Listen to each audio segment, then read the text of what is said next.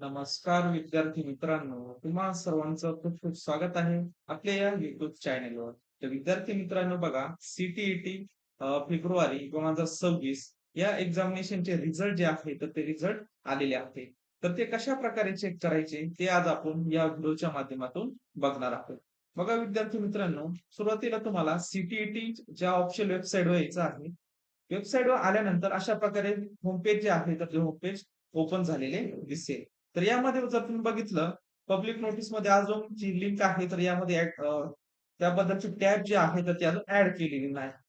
त्यानंतर जर तुम्ही खाली जरी बघितलं कॅन्डिडेट ॲक्टिव्हिटी याच्यामध्ये सुद्धा लिंक जी आहे, तर ती ॲक्टिव्ह केलेली नाही किंवा ती टॅब जी आहे, तर ती ॲड केलेली नाही. परंतु जर तुम्ही लेटेस्ट न्यूज जर बघितली, सीटीईटी फेब्रुवारी 2026 रिझल्ट, तर यावर तुम्हाला काय करायचं आहे, क्लिक करायचं आहे. तुम्हाला या ठिकाणीच रिझल्ट जो आहे, तर तो तुम्हाला चेक करता येणार आहे.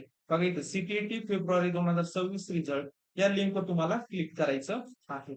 क्लिक केल्यानंतर अशा प्रकारचे पेज ओपन झाले दिसेल. यामध्ये सीटीईटी फेब्रुवारी 2026 रिझल्ट त्याखाली बघा पब्लिश डेट बघा मार्च 30, 2026 दिनांक दिलेले आहे. त्याखाली बघा सीटीईटी फेब्रुवारी 2026 रिझल्ट. तर या लिंकवर तुम्हाला क्लिक करायचं आहे.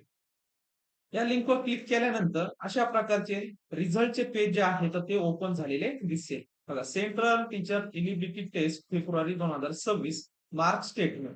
त्यामध्ये इथे बघा एंटर युअर रोल नंबर. हा तुमचा रोल नंबर यामध्ये एंटर करायचा आहे. बघा आपलं जे हॉल तिकीट असतं तर त्यावर ऍप्लिकेशन नंबर असतो आणि एक रोल नंबर असतो. तर खूप सारे विद्यार्थी या ठिकाणी कन्फ्युजन करतात की ऍप्लिकेशन नंबर टाकता आणि त्यांचा रिझल्ट जो आहे तो दिसत नाही. म्हणून त्या ठिकाणी मेन्शन केलेला आहे रोल नंबर. तर रोल नंबर ज्या ठिकाणी आहे तर तोच रोल नंबर या ठिकाणी एंटर करायचा आहे आणि सबमिट या बटनावर तुम्हाला क्लिक करायचं आहे.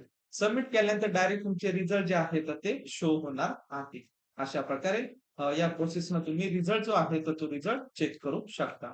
तर विद्यार्थी मित्रांनो, भेटूयात नवीन अशा एका व्हिडिओमध्ये. तोपर्यंत धन्यवाद.